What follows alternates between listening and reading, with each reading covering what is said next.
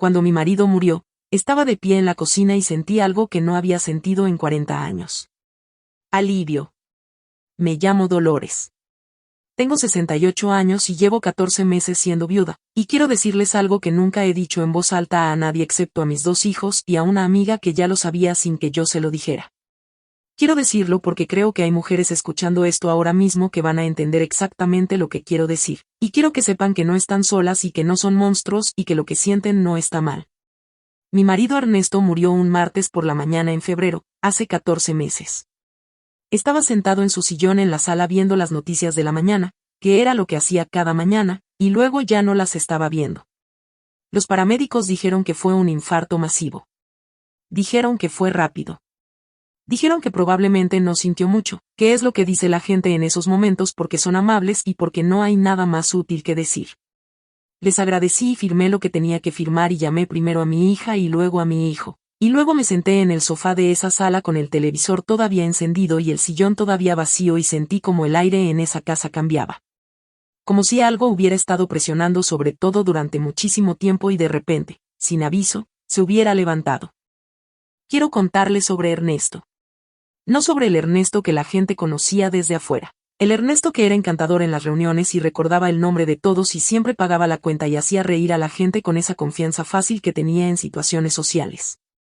Quiero contarles sobre el Ernesto con el que viví durante 41 años, detrás de la puerta de nuestra casa, donde el encanto se quedaba afuera y lo que entraba con él cada tarde era algo completamente diferente. Nunca me golpeó. Quiero decir eso claramente porque sé que cuando la gente escucha la palabra abuso se imagina algo visible, algo que deja marcas, algo que se puede fotografiar y señalar. Ernesto nunca me dejó una marca. Lo que hacía era más silencioso que eso y en cierta manera más difícil de explicar. Y durante la mayor parte de nuestro matrimonio no habría podido explicarlo en absoluto porque me habían convencido tan completamente de que todo era mi culpa y mi percepción estaba equivocada y era demasiado sensible y no entendía las cosas correctamente. Empezó pronto. Dentro del primer año de nuestro matrimonio noté que Ernesto tenía ideas muy particulares sobre cómo debían hacerse las cosas y muy poca paciencia para cualquier desviación de esas ideas. No ideas violentas, no ideas dramáticas, solo esta constante, baja certeza de que su manera era correcta y mi manera era incorrecta y la brecha entre esas dos cosas era siempre, de alguna manera, mi fracaso. Si cocinaba la cena y no era exactamente lo que quería, el problema era mi criterio. Si gastaba dinero en algo para la casa, el problema eran mis prioridades.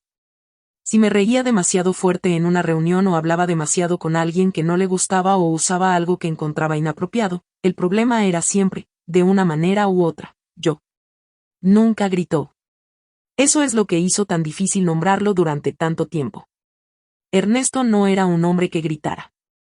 Era un hombre tranquilo y preciso que expresaba su disgusto en oraciones completas, en un tono calmado y medido, de una manera que siempre sonaba completamente razonable y que siempre me dejaba sintiéndome como si hubiera malentendido de alguna manera algo obvio que cualquier persona sensata habría entendido de inmediato.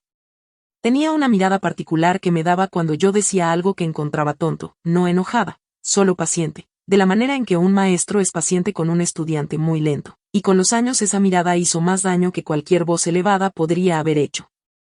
Dejé de tener opiniones. Esa es la manera más clara en que puedo describir lo que pasó durante la primera década de nuestro matrimonio. No de golpe, no dramáticamente, sino gradual y completamente, de la manera en que una planta deja de crecer cuando no recibe suficiente luz. Dejé de sugerir restaurantes porque él siempre tenía una mejor razón para ir a otro lado. Dejé de comprar ropa que me gustaba porque él siempre tenía un comentario. Dejé de llamar a las amigas tan seguido porque él siempre encontraba algo ligeramente incorrecto en ellas, alguna razón por la que no eran del todo adecuadas, y era más fácil estar de acuerdo que defender a personas que me importaban ante un hombre que simplemente esperaría, con esa mirada paciente, hasta que se me acabaran las palabras. Tuvimos 2 hijos. Mi hija Valentina nació en 1981 y mi hijo Rodrigo en 1984.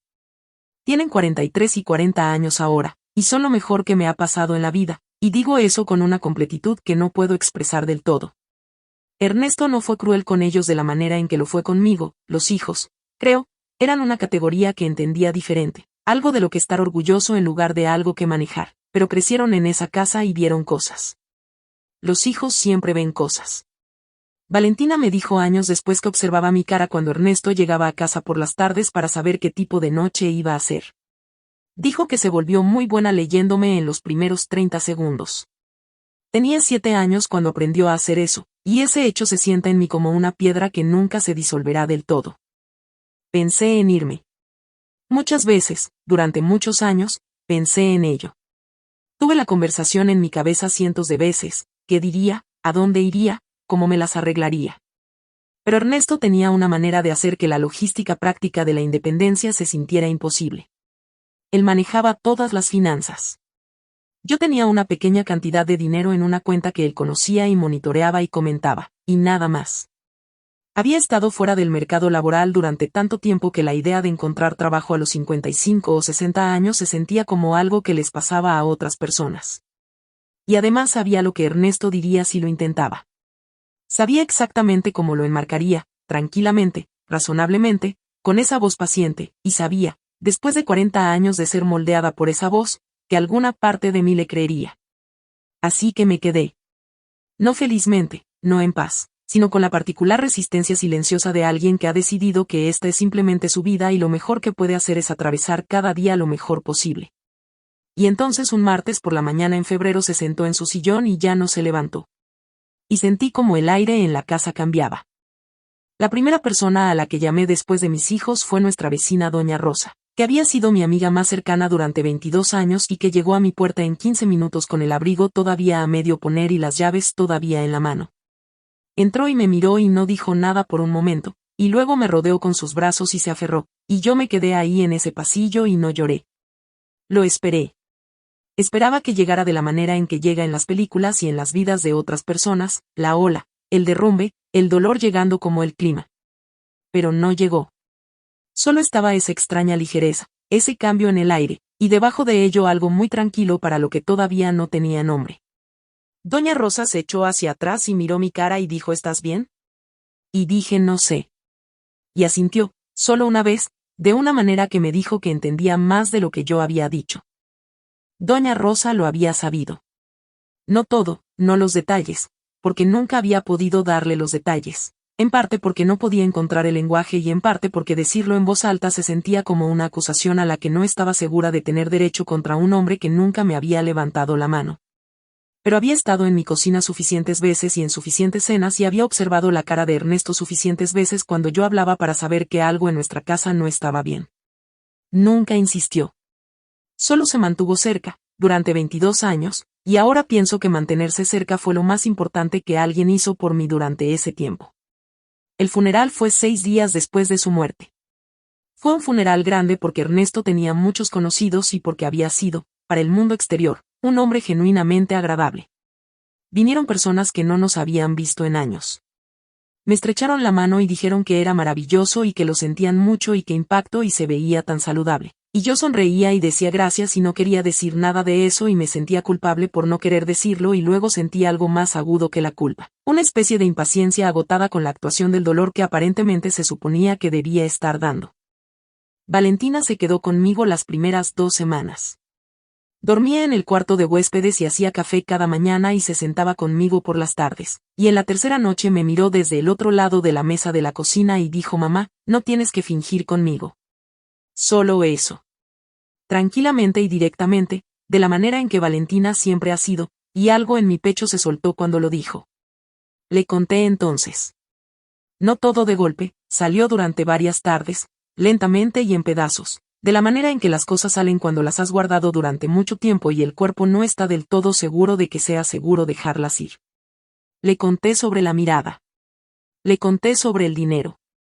Le conté sobre los 30 años de pequeñas correcciones y rechazos silenciosos y la voz paciente que me había convencido durante décadas de que mi propio criterio era fundamentalmente poco confiable. Le conté sobre las veces que había pensado en irme y por qué no lo había hecho. Le conté sobre estar de pie en la cocina la mañana en que murió y sentir cómo cambiaba el aire. Valentina escuchó sin interrumpir. Cuando terminé estuvo callada un largo momento y luego dijo lo sé, mamá. Lo he sabido durante mucho tiempo. Los dos lo sabemos. Se refería a ella y a Rodrigo. Hablamos de ello, Rodrigo y yo. Hace años. No sabíamos cómo traértelo sin empeorar las cosas para ti. Me senté con eso un momento.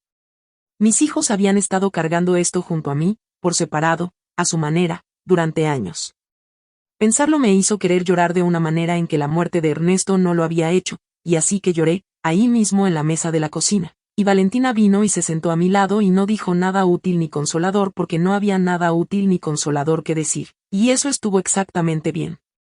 Rodrigo vino el siguiente fin de semana. Es más callado que su hermana y tarda más en llegar a las cosas, pero llegó. Se sentó frente a mí el domingo por la mañana con su café y dijo: quiero que sepas que lo que sea que estés sintiendo ahora mismo está bien. Todo. No le debes a nadie un tipo particular de dolor. Lo dijo simplemente y sin drama y fue lo más generoso que alguien me dijo en esas semanas, y he pensado en ello muchas veces desde entonces. Los meses después de la muerte de Ernesto fueron extraños de maneras que no había anticipado. Había cosas prácticas que manejar, finanzas, papeleo, la casa, y por primera vez en 40 años las estaba manejando yo sola, y lo que descubrí fue que era capaz. Más que capaz. Abrí cuentas y tomé decisiones y llamé a personas que necesitaba llamar y resolví cosas. Y cada vez que hacía algo exitosamente sentía un pequeño destello casi vergonzoso de algo que me tomó un tiempo identificar. Orgullo. Estaba sintiendo orgullo en mi propia competencia, a los 68 años, por primera vez en más tiempo del que podía recordar. Empecé a caminar por las mañanas. Caminatas largas, sola, sin pedirle permiso a nadie ni explicar a dónde iba ni cuándo volvería. Empecé a cocinar cosas que quería comer en lugar de cosas que había aprendido, durante décadas, que eran las menos propensas a provocar un comentario. Llamé a amigas con las que no había hablado en años, mujeres de las que me había ido alejando gradualmente, de la manera en que uno se aleja de las personas cuando su vida se trata de manejar los estados de ánimo de otra persona. Algunas de ellas se habían preguntado.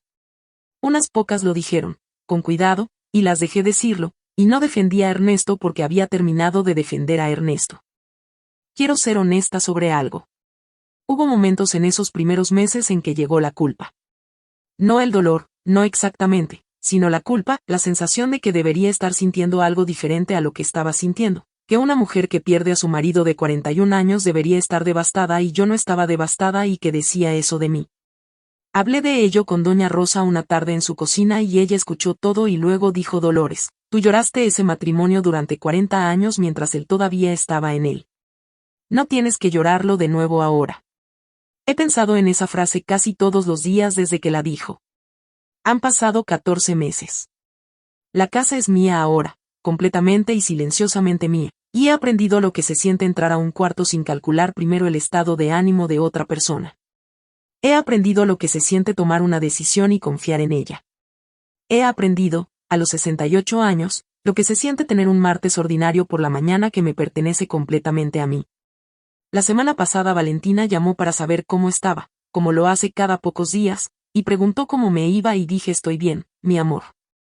De verdad bien. Y estuvo callada un segundo y luego dijo: lo sé, mamá. Lo escucho. Y luego dijo: me alegra. Y dije: a mí también. Y nos quedamos al teléfono un poco más de lo necesario, solo hablando, de la manera en que lo hacemos ahora que no hay nada en la casa de lo que haya que tener cuidado. Y eso fue suficiente. Eso fue más que suficiente.